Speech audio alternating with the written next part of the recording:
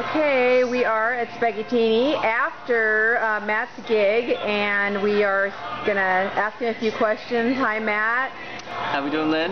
So, how was we had your debut tonight at Spaghettini. How did you like Spaghettini?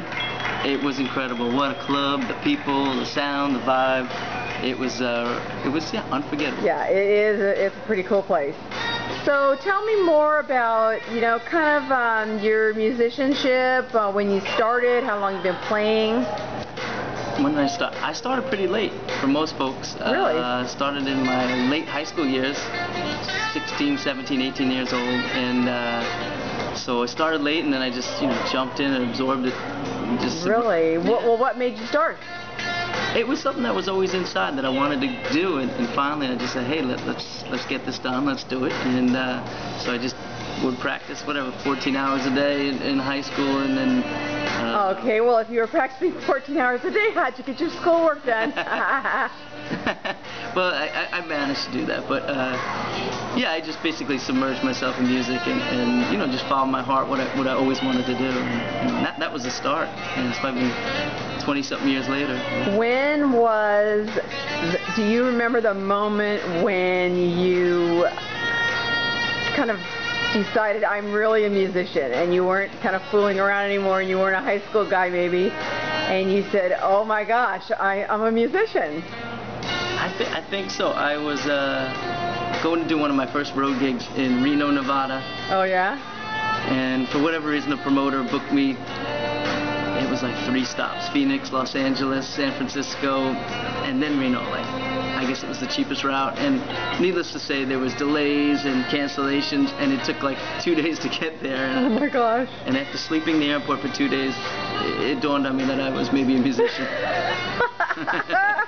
Okay, so that was the magic moment when you woke up in the airport. Sleep deprived, and no shower in 2 days. Okay, perfect. Yeah. That does sound like a musician. I noticed, I was listening to you, watching you play, you've definitely got a strong influence of funk in that vibe that you've got.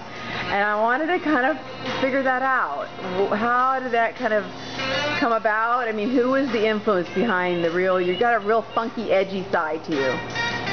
It was probably, I would say, James Brown. Yeah? And the guitar players for James Brown, and songs like Funky Good Time and Too Funky in Here. I used to play along with those CDs and just play mostly rhythm guitar. I was into rhythm guitar, and before I got into more instrumental lead stuff, and so I used to play to those records night and day and just get into the vibe, and there's something about it, the funk, and that's what was one of my first loves. So did anybody in your family play music?